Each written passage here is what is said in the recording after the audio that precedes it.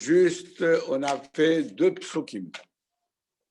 On est arrivé, Réhouven, chapitre, même tête, le 3e chapitre, le 3e verset, où Yaakov commence par bénir tous ses enfants. Alors, il va commencer avec Réhouven.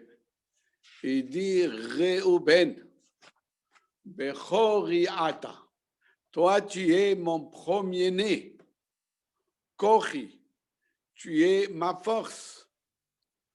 Vereishit oni, et tu es le premier de ma puissance. Ça veut dire que Yaakov Avinu, il n'a jamais eu de perte de sperme. Le premier sperme qu'il a eu, c'était la naissance de Réhouven.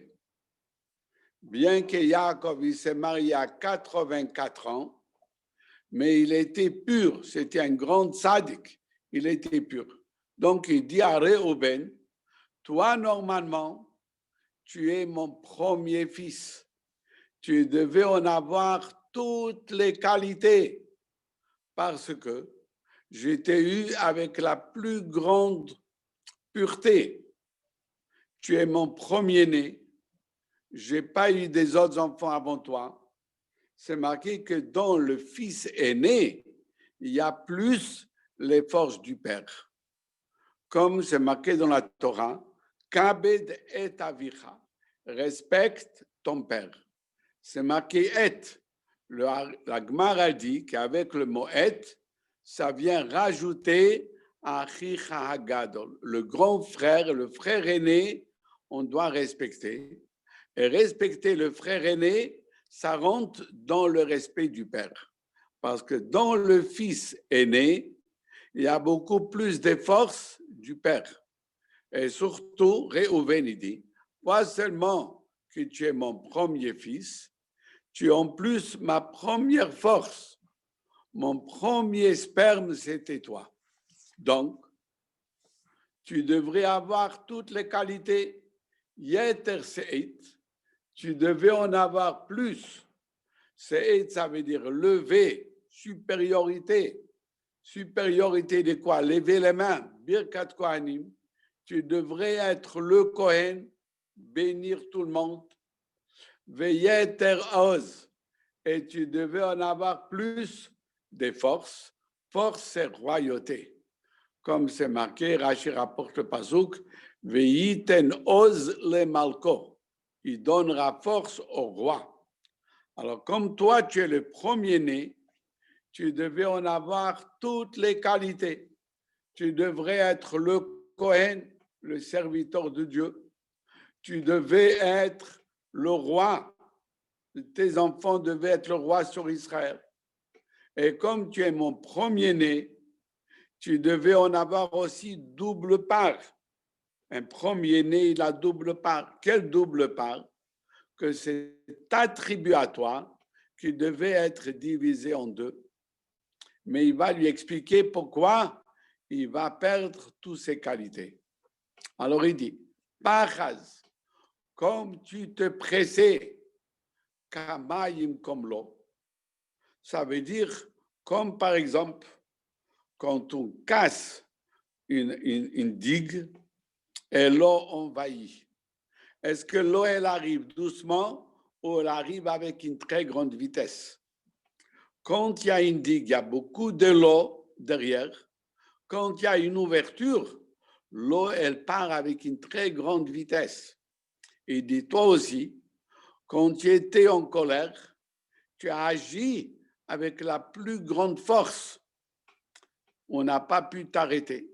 Qu'est-ce qui est arrivé avec? Quelle était la faute de Réhouven?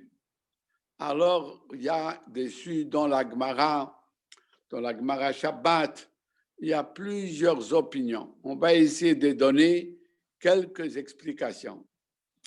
Dans la paracha de Vaishlach, la Torah nous raconte qu'après la mort de Rachel, lorsque Rachel elle a eu Binyamin et elle est décédée à l'accouchement, la Torah nous dit que Yaakov d'abord il a enterré, bien sûr. Après, c'est marqué, la Torah, quelques psukim. Après, elle dit, c'était à cette époque, Vayelech Reuven. Reuven est allé, Vaishkav et Bilha Pilegesh Aviv. Il a couché avec Bilha, la concubine de son père. Vaishma Israël. Et Yaakov, il a entendu. Et la Torah dit, Vayiyo, Bnei Yaakov, Shnei Masar. Et Yaakov, la Torah dit après, il a eu 12 enfants. Et on cite tous les 12 enfants. Qu'est-ce que veut dire ce pasuk? Que Réhouven a fauté. Alors, on va donner dessus quelques explications. Une des explications, que lorsque Rashi le rapporte, la Gemara le rapporte, que quand Rachel était vivante, le lit de Yaakov était en général dans la tente de Rachel. Yaakov vivait essentiellement avec sa femme préférée, Rachel. Quand Rachel est décédée, Yaakov, il a pris son lit, il l'a mis dans la tente de Bilha, que Bilha était la servante de Rachel. Réhouven, il a vu ça, il a dit, c'est pas juste. Quand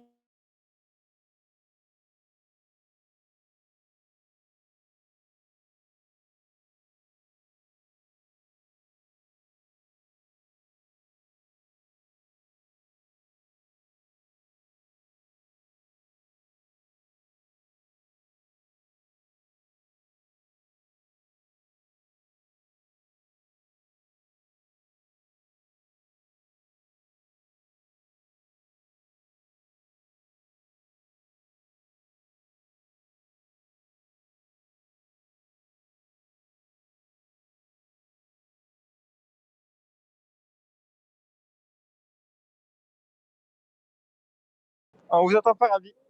Je dois activer votre micro, Rabbi. Il n'y a pas de son. Dès le début ou juste maintenant? On vient d'être coupé là maintenant, il y a 1 minute.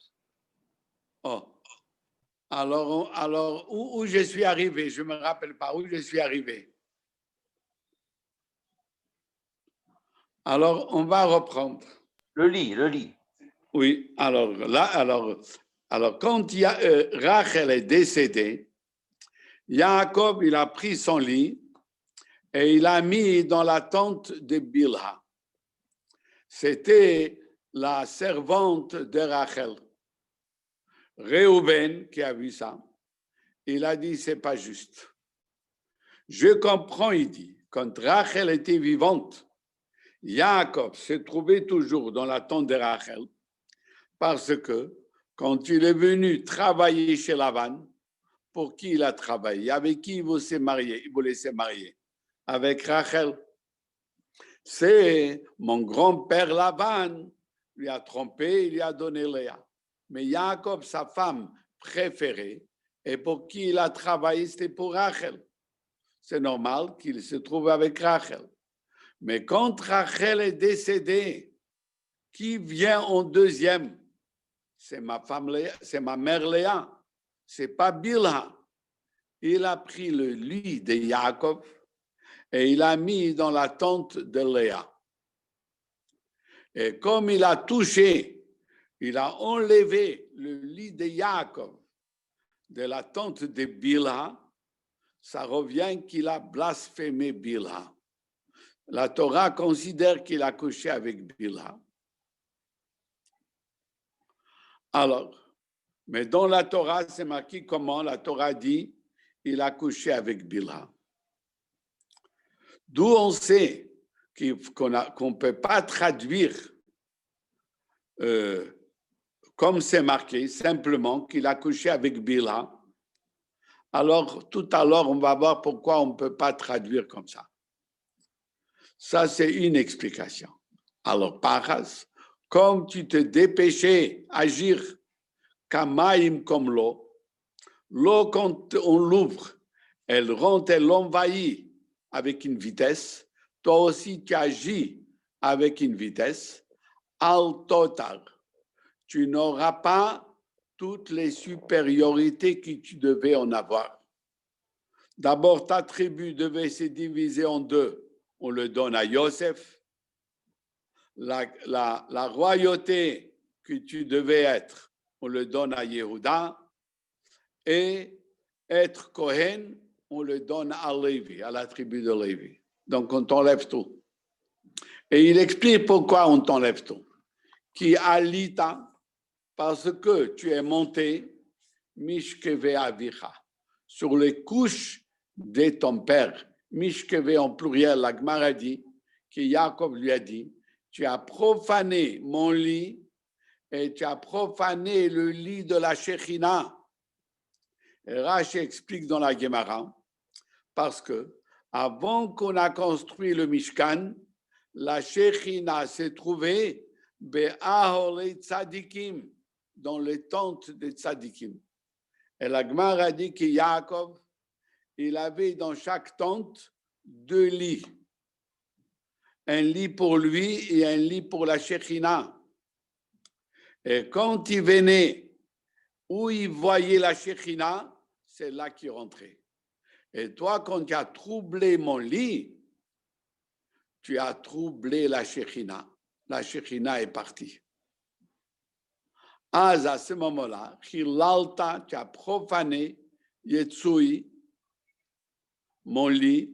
Allah, c'est lui qui montait sur mon lit. Ça veut dire, la Shekhinah, tu as profané. Donc, il dit à Réhouven, tu as fait une faute très, très grave. Ça, c'est une des explications. On va donner encore une autre explication. Pachaz, tu as tremblé. Tu as eu très, très peur. Alors là, on va prendre encore une explication.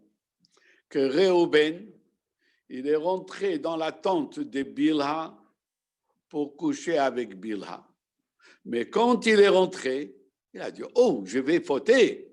Il a tout de suite tremblé et il s'est retenu. Qui alita mishkeve avicha. Lorsque tu es monté pour fauter, mais après tout de suite tu te retenu. Alors alita, tu es monté. Tu as fait la teshuva, tu es pardonné. Pourquoi on a besoin d'être pardonné puisqu'il n'a pas fauté, mais il a eu une envie de fauter. Et même pour ça, il faut une teshuva. Et je vais juste raconter une petite histoire que la Gemara, elle raconte dans Shabbat. Il dit qu'il y avait là-bas, qu'il y avait un riche galouta, un chef de l'exilé, qui est tombé amoureux d'une femme mariée. À tel point, il voulait épouser, il voulait prendre cette femme mariée à la tina belibo. Dans son cœur est monté tina, je ne sais pas ce que ça veut dire, une maladie. Il risquait de mourir. Tellement l'amour et l'envie de cette femme étaient très, très fortes. Un jour, lui, il était riche, il était chef de l'exilé. Cette femme, elle avait besoin d'un prêt. Un prêt d'argent. Elle était pauvre, elle avait besoin d'un prêt. Elle est allée lui demander un prêt. Elle est venue chez lui à la maison, lui demander un prêt. Il lui a dit, si tu veux de l'argent, tu dois coucher avec moi. Elle était d'accord. Une fois qu'elle était d'accord, il a dit non. Il a fait teshuva. Il a dit non, je ne faute pas. Et comme il a fait une teshuva tellement forte, bien qu'il a eu envie de fauter, à tel point qu'il est tombé malade, il risquait sa vie. Et après, elle est venue chez lui à la maison. Et elle était prête, elle a accepté de fauter. Et lui, il s'est retenu. La Gemara, elle dit, qu'est-ce qu'elle dit la Gemara? Que Rabbi Yosef, il a fait le cours et il s'est endormi dans le cours, dans l'étude, à la yeshiva. Il a vu dans le rêve que ce monsieur-là, on l'appelait Nathan Soutita. Il a vu que cette personne-là, il y a un ange qui le protège. Et il dit là-bas qu'il avait après sur lui des rayons de lumière qui l'accompagnaient. Où il allait, il était accompagné par des rayons de lumière. Alors la même chose, il y a des chachamim qui disent sur Réhouven la même chose. Que Réhouven, il s'est retenu, il n'a pas fauté. Il s'est retenu avec une très grande force. Alors il dit, Pachaz, tu as tremblé, tu n'as pas voulu fauter, tu t'es retenu. Kamaï, tu es comme l'eau. Comme l'eau, elle purifie, toi aussi tu es pur. Et une autre explication, Kamaï, comme quand on vide un verre d'eau, il ne reste plus rien dans le verre. Quand on vide un verre de l'huile, il n'y a qui reste. Quand on vide un verre d'eau, il n'y a rien qui reste. Toi, ta faute, elle est partie entièrement. Al totar, il ne reste rien de ta faute. Il y a une autre explication qu'on va traduire. Pachaz kamaim al totar, kalista mishkabicha, atchelalta yitsui ala. Quand est-ce tout le monde va voir que malgré que c'est marqué dans la Torah que tu as fauté, mais quand est-ce tout le monde va voir que tu n'as pas fauté, mais parce que tu as eu envie, tu as fait tes chouvas, même sur une chose que tu n'as pas fauté, uniquement sur la pensée, quand est-ce qu'on va le voir? Allah. Alors il y a deux choses, Allah et Kamaïm. Kamaïm, quand il va arriver quelqu'un qui est sorti de l'eau, qui est-ce qui a été enlevé de l'eau? Moshe Rabbeinu. Quand Moshe Rabbeinu il va venir, là on va voir que tu n'as pas fauté. On va tout à l'heure expliquer. Allah, quand il va arriver un monsieur qui va monter vers Akadosh Baruch, comme c'est marqué au Moshe Allah El Har HaElokim, quand il va arriver, c'est lui qui est monté vers Hachem, Moshe Rabbeinu. Lui d'abord, il va te justifier, montrer que tu n'as pas fauté, par deux choses. Première des choses, que Moshe Rabbeinu, quand il a béni Réhouven, il a béni Yechi Réhouven ve'al Yamot, que Réhouven, il va vivre pour l'éternité. C'est-à-dire, il a gagné, il n'a pas fauté. Et une deuxième chose, où on voit qu'il n'a pas fauté, Moshe Rabbeinu va donner ordre au nom d'Hachem que quand les Juifs vont traverser le Jourdain, il faut qu'ils viennent à côté de Har Grizim et Har Eival. Il faut qu'ils arrivent entre les deux montagnes, c'est à côté de Shrem, entre la montagne de Grizim et la montagne de Eival. 6 tribus vont monter sur Har Eival et 6 tribus vont monter sur Har Grizim. Et quand on va arriver vers Har Eival, les Levim ils vont se tourner. Et qu'est-ce qu'on va annoncer? On va annoncer, maudit celui qui couche avec la femme de son père.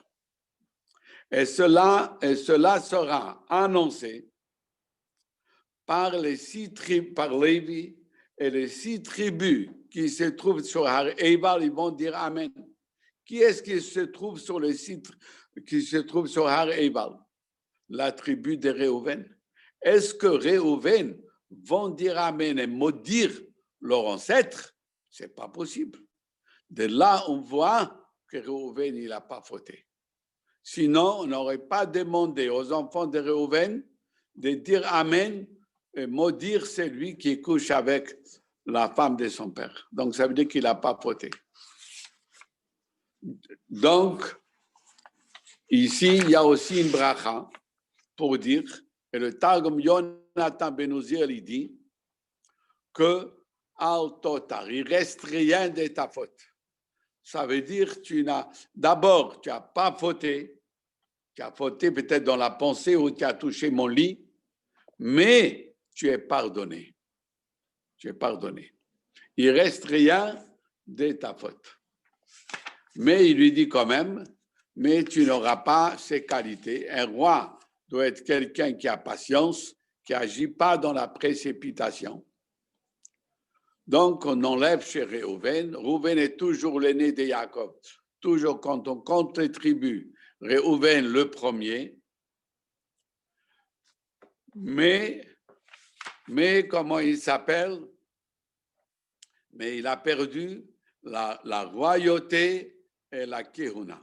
Et aussi que sa tribu est divisée en deux, on a donné à Yosef. On va dire encore un petit médrash qui explique le pasuk. Pachaz kamayim. Tu te péchais comme l'eau.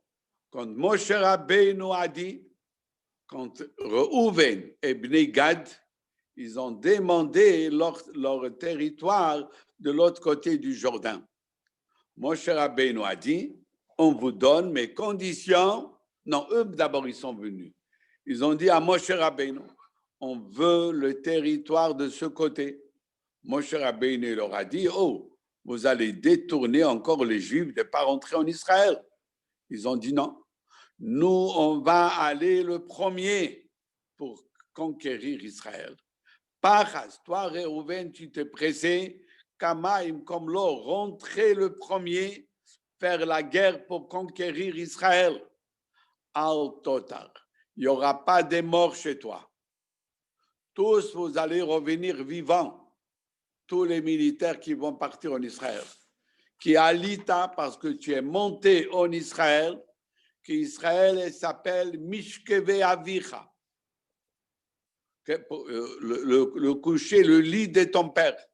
Pourquoi Israël est considéré le lit de ton père? Parce que quand Yaakov Avinu, il a dormi à Yerushalayim, qu'est-ce qu'Akadosh Baruch Hu lui a dit? Haaretz asher ata shocheh baleha lecha etnena uzarecha. Dieu lui a dit, la terre sur laquelle tu es couché, je le donnerai à tes enfants. Et Rashi dit que Dieu, il a plié tout Israël sous Jacob. Jacob, il a dormi sur tout Israël. Donc Israël s'appelle le coucher, le lit de ton père. Alors tu es monté, tu t'es pressé et tu es monté vite pour conquérir la terre d'Israël. Alors, il y a d'autres qui disent que Mishkei ve'avicha, c'est Yerushalayim. Alors à ce moment-là, pour ça que tu as toutes les qualités.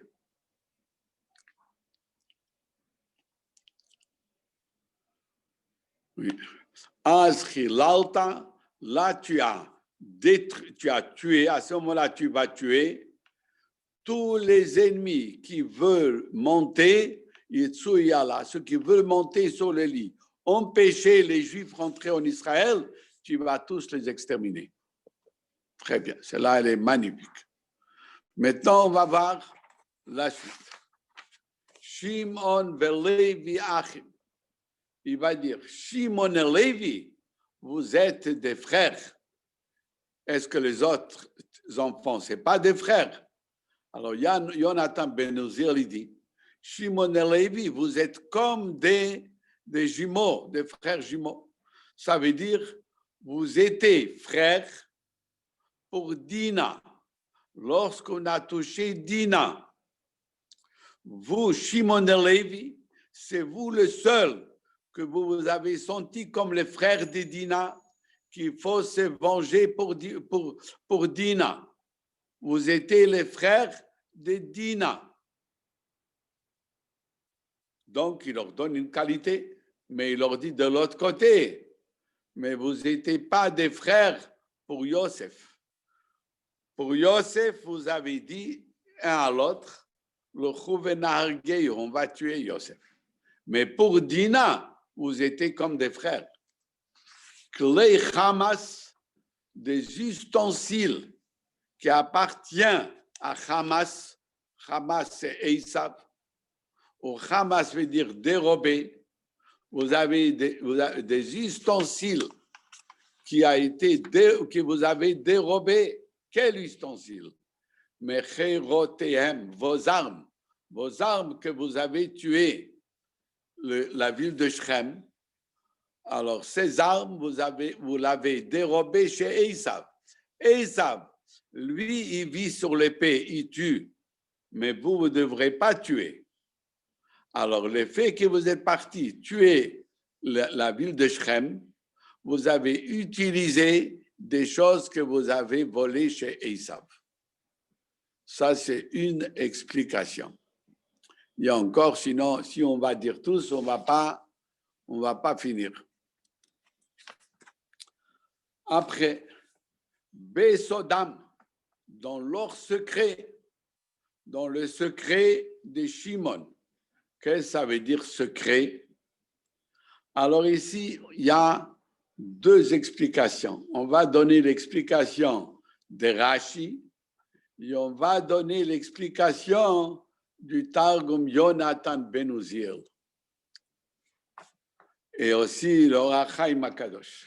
Rashi dit, Besodam, Besodam, ça veut dire quand des gens ils se réunissent pour faire des bêtises, ça s'appelle Sodam.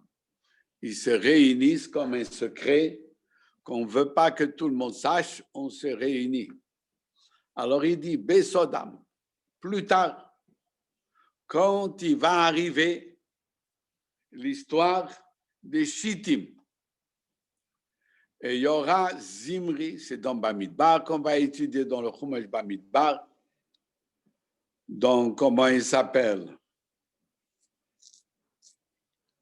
À la fin de la paracha de Balak, là-bas on raconte que Zimri, le chef des tribus des Shimon, il va prendre une Midianite et il va réunir tous les Juifs autour, surtout la tribu des Shimon, et il va dire à Moshe Rabbeinu, il va rire, se moquer, est-ce que celle-là, elle est autorisée ou non?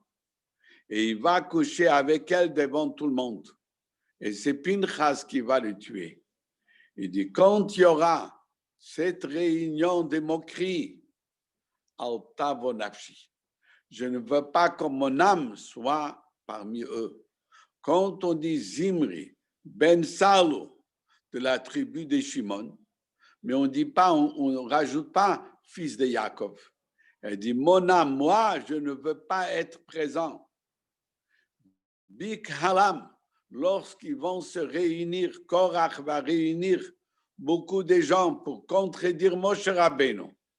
Altechad Kevodi, mon honneur, ça veut dire aussi mon nom, je ne veux pas qu'il soit un avec eux, qu'il soit uni avec eux.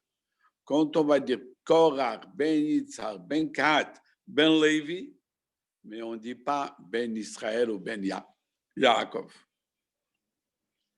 Après, il dit encore une chose. Qui, Be'apam, car avec leur colère, Hargoish, ils ont voulu, Hargoish, là aussi, il y a plusieurs explications. Une explication, Hargoish, ils ont tué tous les habitants de Shrem, que pour eux, c'était considéré comme une seule personne. Au Birsonam, et avec leur volonté, ils ont voulu Ikrushor, ils ont voulu arracher un taureau. Qui est le taureau? Yosef est comparé à un taureau. Ils ont voulu le tuer. Maintenant, on va donner une autre explication. Qu'on parle ici, il parle sur eux, qu'ils ont voulu tuer Yosef. D'abord, dans l'histoire, c'était comment? Quand Yosef, il s'est rapproché vers les frères, c'est marqué, il était encore loin. Ils ont vu que Yosef arrive. Un, il a dit à l'autre, et Rachid dit, c'était Shimon et Lévi. Shimon a dit à Lévi, maintenant on va le tuer, on va le jeter dans un des trous. Alors, il dit, quand ils vont parler, Besodam, quand ils vont parler pour tuer Yosef, Altavo Nafshi, je ne veux pas être avec eux. Bikhalam, quand ils se sont réunis après, une fois qu'ils l'ont mis dans le trou, c'est marqué qu'ils se sont assis tous, manger, ils se sont réunis à manger. Et après, ils l'ont vendu. Et Yehuda a dit, on va le vendre. Et qui était d'accord? Shimon et Lévi. Alors, quand vous allez vous réunir pour le vendre, moi aussi, je peux être avec eux.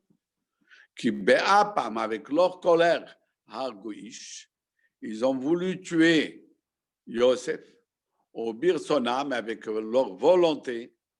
Quand ils l'ont vendu, Ikrushor, ils ont arraché chez lui.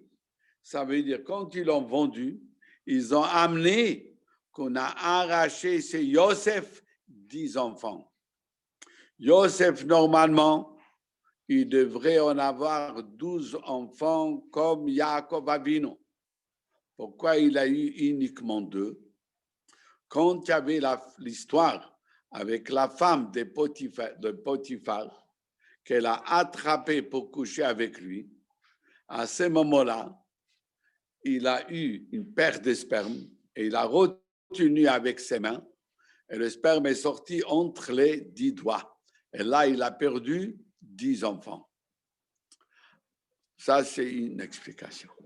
Une autre explication, comme on a dit avant, ils ont tué la ville de Shrem, au Virsonam, avec leur volonté, ils ont arraché Shor. Shor, si on change les voyelles, on lit Shur. Shur veut dire montagne. Ils ont enlevé la montagne de Shrem pour faire la guerre. Et ils ont enlevé Shor aussi. Tous les animaux, ils ont dérobé les animaux. D'abord, avec la colère, ils ont tué. Et même quand la colère, elle s'arrêtait, ils ont ramassé tous les biens. Ils ont pris tous les biens qu'il y avait dans la ville de Shrem. Maintenant, qu'est-ce que dit Yaakov? Aror, soit maudit, apam leur colère. Ça veut dire, il n'a pas maudit ses enfants, que Dieu en préserve. Il a maudit la colère. Qu'est-ce que ça veut dire, maudire la colère? Quand on bénit quelqu'un, qu'est-ce que ça veut dire, on le bénit? Qu'il se multiplie. Quand on dit quelqu'un que Dieu te bénit, ça veut dire qu'il devient de plus en plus fort. Quand on maudit quelqu'un, ça veut dire quoi? Qu'il devient faible. Yaakov, il maudit leur colère pour que leur colère diminue. Qui ase parce qu'il est très fort, leur colère. Donc, il a maudit la colère pour que la colère diminue. Ap, ça veut dire aussi le nez. Quand quelqu'un il est en colère, où on voit la colère? Sur le nez. Quand quelqu'un il est en colère, le nez il devient dur et à ce moment-là, il renifle fort. Il fait ça se voit dans le nez. Ve'evratam, ça veut dire aussi leur colère. Evra, c'est aussi colère. Qui kachata, il est trop dur.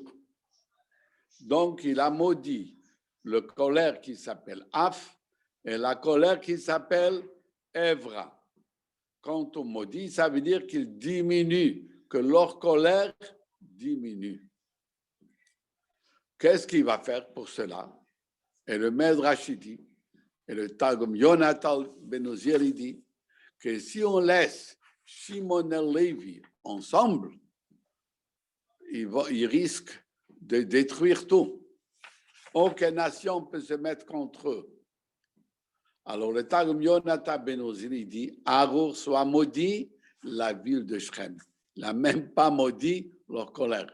Soit maudit la ville de Shrem, que lorsque mes enfants sont rentrés, ils ont tué avec une très grande colère. Alors, qu'est-ce que je vais faire pour cela? Achalke beYaakov, je vais les partager. Shimon, il a pris, comment il s'appelle? Il a pris part en Israël dans 2 endroits. Il a pris une partie dans dans l'héritage de Yehuda et une autre partie à part. Donc, la tribu de Shimon était divisée en deux endroits. Va'afitzem be'Israël. Et Lévi, il est éparpillé parmi tous les 12 tribus. Lévi n'a pas eu d'héritage en Israël seulement. Dieu a demandé que d'abord on leur a donné les 3 villes de refuge et après c'est marqué, on leur a donné 42 villes. Et les 42 villes qu'on leur a données, c'est chaque tribu leur a donné. Un qui avait un héritage plus grand, il donnait plus, etc. Donc, ils avaient leur héritage parmi tous les 12 tribus. Donc, ils étaient éparpillés partout. Une autre explication, que Shimon, Akash Baruch Hu a décidé que Shimon, il va devenir pauvre. Et son travail va être quoi? Professeur et écrire Tfilin et Mezuzot. Alors, pour être professeur à l'époque, des gens riches prenaient des professeurs à la maison. Donc, ils étaient un peu éparpillés partout pour enseigner. Lévi aussi, il est éparpillé. Lui-même, il n'a pas de terrain. Il va chercher le maaser. Donc, il va dans tous les 12 tribus pour chercher son maaser. Et là, il y avait encore, comment il s'appelle, encore une explication, que leur colère, il faut, mais ça dépend dans quel côté il faut l'utiliser. Il faut un peu de colère, c'est marqué. Quand Yetzirara vient nous embêter, le Olam Yirgaz Adam Yetzer Tov al Yetzirara, il faut toujours mettre notre Yetzer Tov, notre bon penché, doit se mettre en colère sur le Yetzirara et insulter le Yetzirara, pas l'écouter, lui dire que tu es n'importe quoi, va-t'en d'ici. Alors cette colère, elle est bonne, mais limitée. Dieu a dit, je vais prendre la colère de Shimon et Lévi et je vais l'éparpiller, donner un peu à tous les 12 tribus. Eux, ils auront moins et tous les 12 tribus aussi, ils auront un petit peu, on a besoin. Maintenant, on va voir la suite. C'est marqué que quand il a un peu crié sur Réhouven, il y a aussi Shimon et Lévi. Yehuda, il a eu peur que Yaakov va lui dire, oh, qu'est-ce que tu as fait avec Tamar et tout, et toi tu as conseillé de vendre. Il a eu peur. Il a commencé à s'éloigner.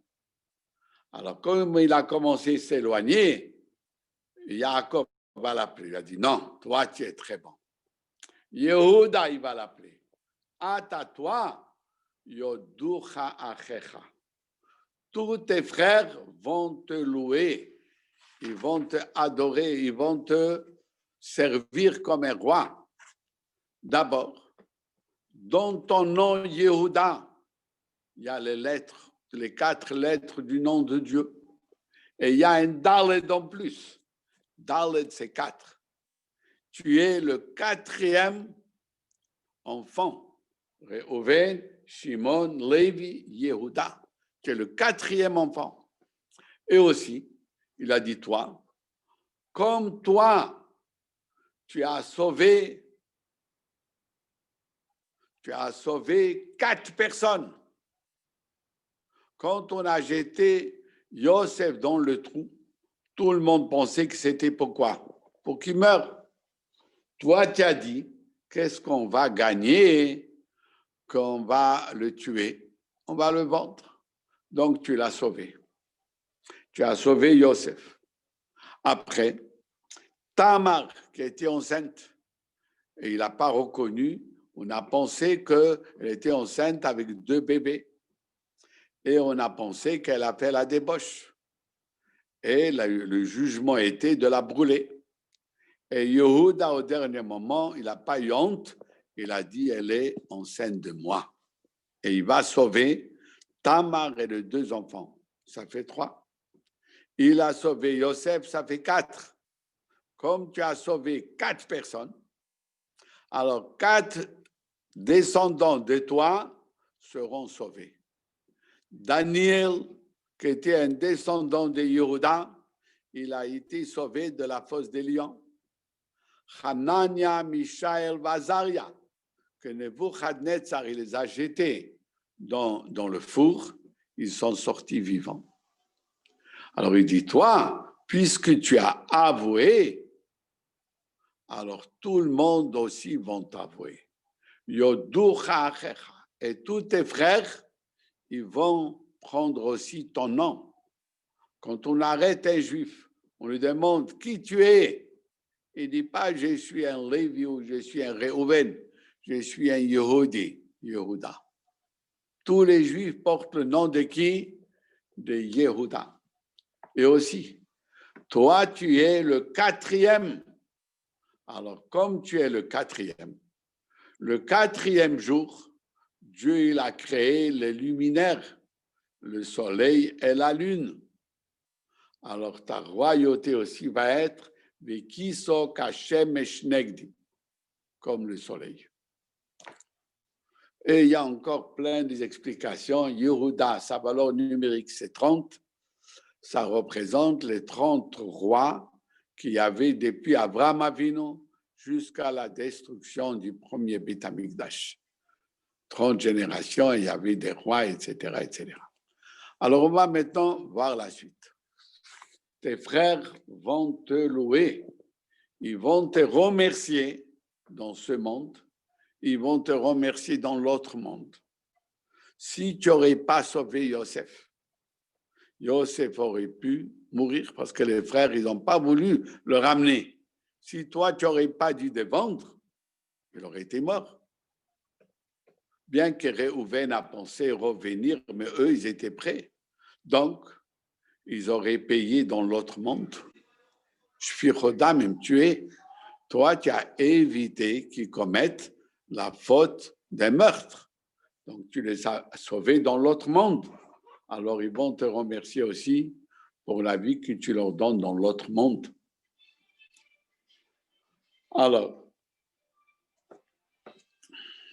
Alors qu'est-ce qu'il dit? Et la même chose, Yoducha, on loue à Kadesh Baruch tous les jours avec les chants de David Hamelech, avec le Tehilim. Dans la prière, on loue à Kadesh Baruch avec des psaumes qui viennent de David Hamelech, de Yehuda. Yadcha be'oref oivecha. Ta main va tuer les ennemis, même quand ils se sauvent, et le nu qui est en face de toi. Alors, normalement, quand on est à côté de l'ennemi, on le tue avec une épée. Quand il est loin, avec quoi on le tue? Avec un arc. Ça veut dire que tu seras capable de tuer l'ennemi avec l'arc. Et il y a un pasuk qui est marqué, le Lamed Bnei Yehuda Kashet, comme c'est marqué dans Sefer Hayashar. Enseigner comment il s'appelle. Il y a un pasuk qui dit, Vayomer, le Lamed Bnei Yehuda Kashet. David Hamelech a dit de enseigner Bnei Yehuda Kashet, et c'est marqué comme c'est marqué Sefer Hayashar. Qui c'est Sefer Hayashar? Iniktuva al Sefer Hayashar. Alors, qu'est-ce qu'il dit, la Gemara Abodazara? Que c'est marqué ici, que Jacob, il a béni Yehuda, que sa main va être sur sa main, il va arriver à tuer avec sa main le nuque de l'ennemi, quand l'ennemi se sauve. Et ça, c'est avec un arc. Et Breshit s'appelle Sefer Hayashar. C'est un livre qui parle des Yisharim d'Abraham, Isaac et Jacob. Ishtachavu lecha, ils vont se prosterner à toi, Yehuda, Bnei Yavicha, les enfants de ton père. Il n'a pas dit les enfants de ta mère, parce que Jacob, il avait 4 femmes. Alors, tous les 12 tribus vont se prosterner à toi, à Yehuda. Et il va expliquer après pourquoi, qu'est-ce qu'il a fait, Yehuda. Alors, comme il est tard, demain, si Dieu veut, on va faire la suite. Merci à tout le monde. Et aujourd'hui, on était combien? On était 4. Parfait. Vous avez bien vu, Ravi. Oui. Alors, merci. Et merci à Merci notre ami